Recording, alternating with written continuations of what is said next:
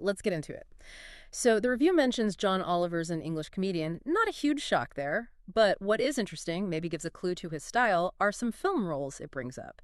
Forget the pointless Lion King remake it mentions. It specifically highlights the Oscar-nominated film The Love Guru. Remember that one? Vaguely.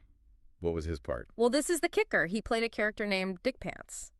Oh, wow. Okay, dig in. Dick Pants, yeah. Yeah. Well, I mean, going from that to hosting a major new satire show, that's quite a journey, isn't it? Maybe those kinds of varied experiences from animation to, well, that really helps shape his unique viewpoint. It kind of has to, right? That range definitely explains some things. So, moving on to the show itself. Last Week Tonight covers the week's news, obviously, often deep dives.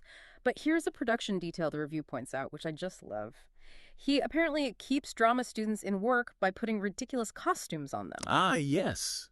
The costumes. They're not just like random silliness, though, are they? Yeah. It's actually a pretty smart way to present information, using those ridiculous costumes, the theatrical stuff. Makes it memorable. Exactly. It makes really complex, sometimes dry, news topics more engaging, more sticky. It's a way of visually underlining the absurdity he often finds in the actual facts. Yeah, and that blend is key, because the review notes that even though he tackles really serious stuff, it mentions payday loans, special immigrant visa, and Brexit, it still manages to be, and this is a quote, a laugh a minute.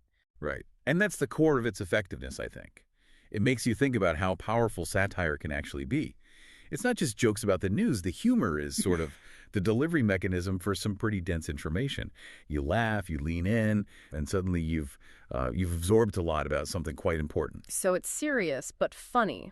A tough line to walk. Maybe the wildest detail, the one that really makes you blink, is this reported catchphrase. Uh-oh. Ride me business, daddy. Wait, what? Is that a real thing this review claims? According to this review, yes. I mean, talk about unexpected. If you didn't know John Oliver well, that's quite an introduction. No kidding. The review kind of sums up his performance style in a blunt way. It says he's the best at putting on a suit and saying words from an auto cue. That sounds a bit dismissive, maybe. Hmm. But there's truth in it. It points to how incredibly polished his delivery is. It seems effortless, right? But that control, that precision in reading the auto cue while still landing the jokes and the moments of outrage, that's hard. So it's not robotic, it's right. Controlled. Exactly. It allows him to deliver complex information clearly.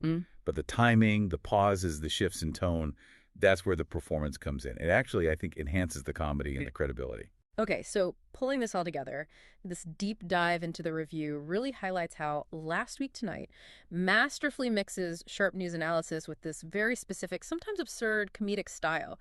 He makes really heavy topics feel, well, not light, but accessible. Absolutely. And it leaves us with a thought, doesn't it, for you listening?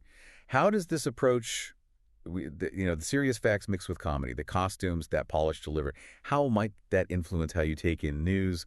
What does it maybe tell us about the role entertainment can play, sometimes surprisingly, in helping us understand the world?